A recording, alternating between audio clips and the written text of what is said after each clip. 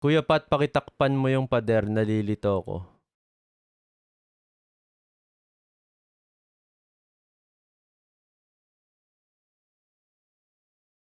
What do you mean na nalilito ka?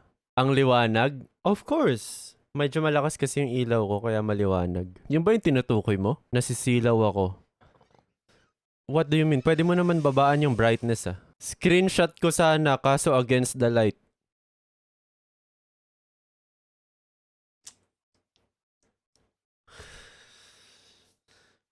May tinda ka rin ba dyan, Razor?